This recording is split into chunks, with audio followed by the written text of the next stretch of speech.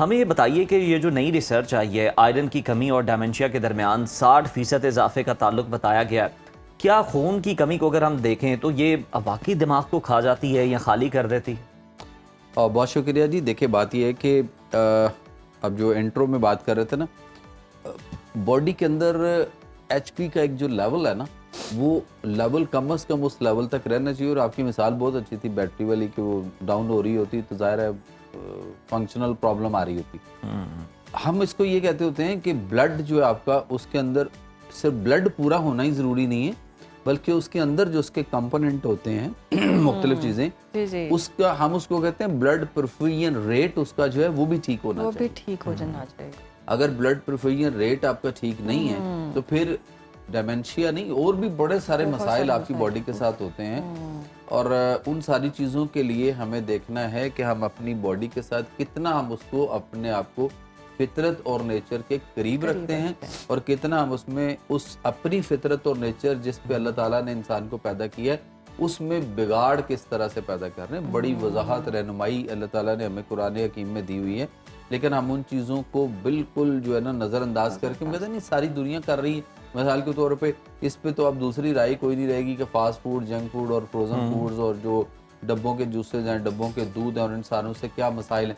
मतलब मैं अभी थोड़े दिन पहले एक पेशेंट मेरे पास आया है, मेरे पास उसकी पूरी वीडियो मौजूद है।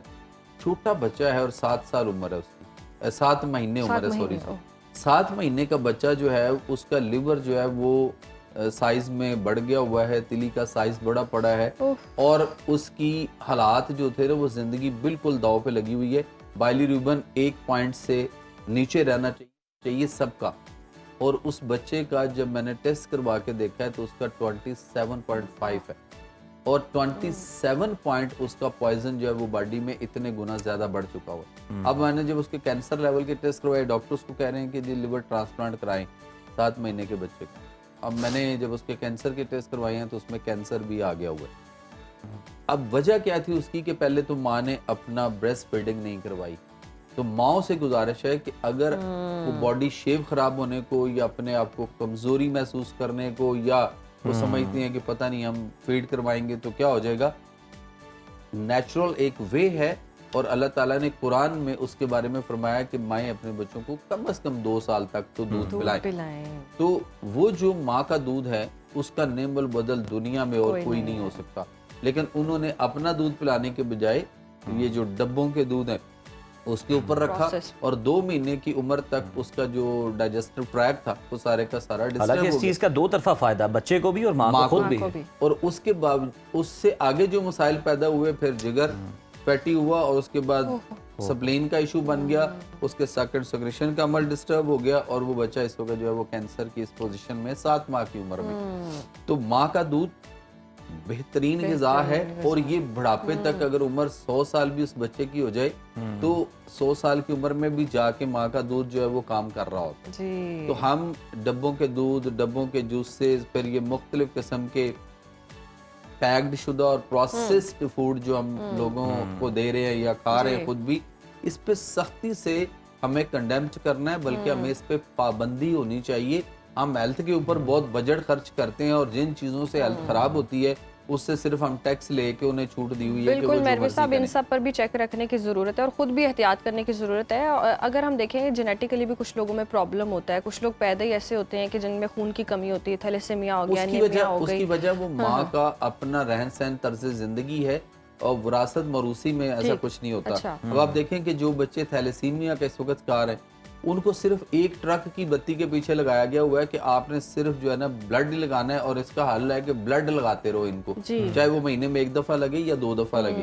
अब आप ये देखें कि जब उनको, आपने तो अभी आयरन की कमी की बात की है ना, अब हम यहाँ आपको एक और व्यू देते हैं कि ज्यादती भी किसी चीज की अच्छी नहीं होती। अब जो थैलेसीमिया के बच्चे हैं, जब उनको ब्लड बैग लग रहे होते हैं तो वो जान बचाने के लिए तो ठीक है, लेकिन आहिस्ता आहिस्ता वो जो ब्लड लग रहा होता है उसके अंदर जो आयरन होता है वो आयरन उस बच्चे के अंदर जानलेवा साबित हो रहा होता है, इसलिए कि स्लो स्लो उनका आयरन बढ़ता रहता है, और उनके जो आयरन की मिकदार है वो बहुत बढ़ चुकी होती है। और इसके बावजूद के साथ साथ उनको आयरन की कमी करने के लिए या उसके मसाइल ना पैदा हो, उनको मुख्तलिफ किस्म के इंजेक्शन भी दिए जा रहे होते हैं।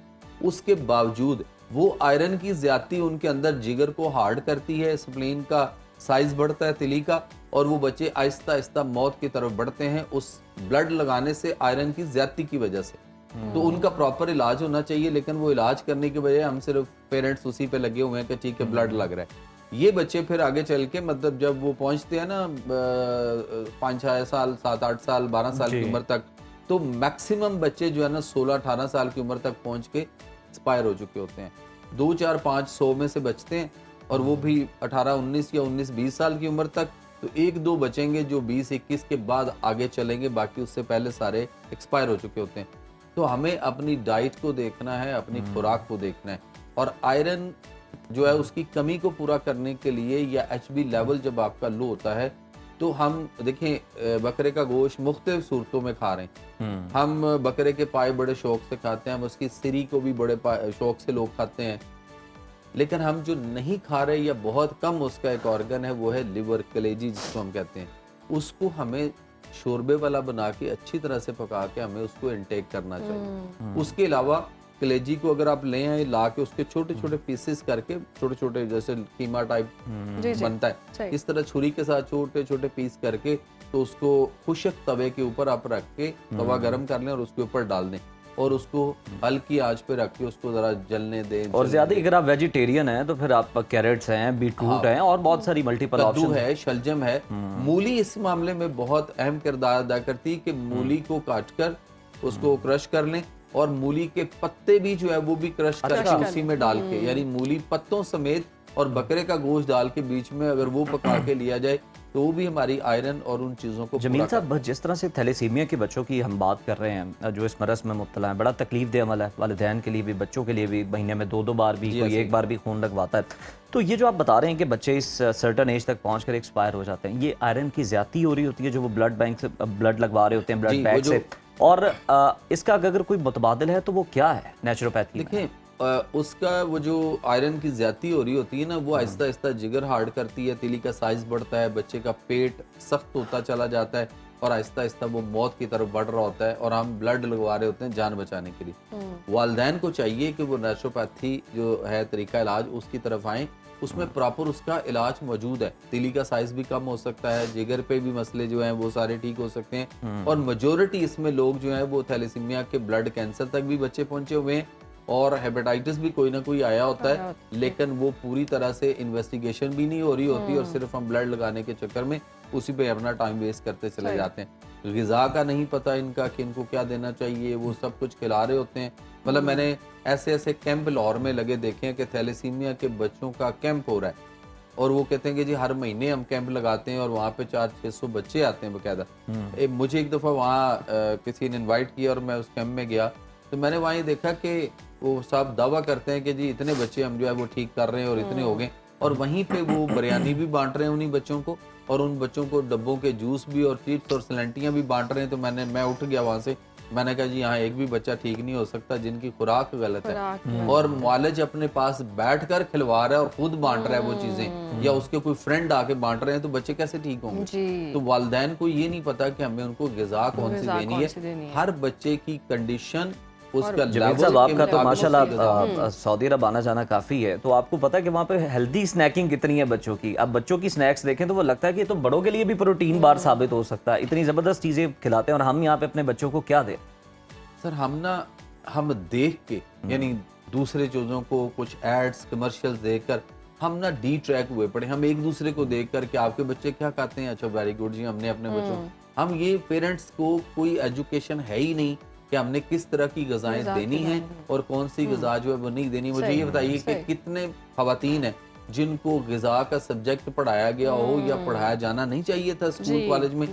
जिस बच्ची ने आज आने वाली कल की माँ बनना है और उसने बच्चे पैदा करने, और उस बच्चों ने मुस्तकबिल में मुल्क के वो नौजवान बनेंगे, बिल्कुल ऐसे कोई तरबियत नहीं। मेरवी साहब, ये तरबियत बिल्कुल आप सबको पता होना चाहिए अपनी खुराक क्या खानी है। इसके अलावा अगर हम देखें तो प्रेगनेंसी में भी बहुत सारी खवातीन को आयरन की कमी होती है, बड़ी दुश्वारी होती है। सप्लीमेंट से पूरा कर रहे होते हैं। इसमें भी आप देख लें कि वो जो कहा जाता है ना खवातीन को कि वो गाची खा रही हैं या मट्टी खाने को दिल कर रहा है या और इस तरह की चीजें खाने को दिल करता है, तो अक्सर आपको सुनने को मिलता है कैल्शियम की कमी है, कैल्शियम ले कैल्शियम लो। की- वो exactly। कैल्शियम की कमी नहीं है भाई, वो आयरन की कमी है।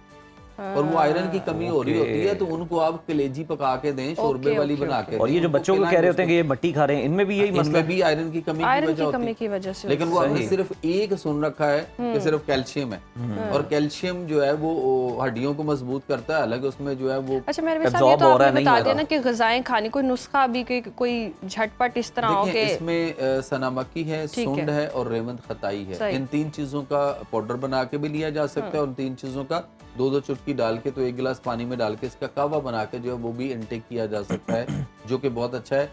और उसके बाद जो ग्रीन सेब है, जी जी सेब आते हैं ना जो ग्रीन सब्ज एप्पल। रंग जी, के, जो सब्ज ग्रीन एप्पल होता है, ये वाहिद एप्पल है जो जूसी होता है, जिसके अंदर जूस होता है। जूस होता है। इसका जूस निकाल के उसके अंदर थोड़ा सा चुकंदर शामिल करके, तो उसका जूस बना के जो है वो भी लिया जा सकता है। गाजर का जूस और चुकंदर दोनों मिलाकर जो है वो भी लिए जा सकते हैं।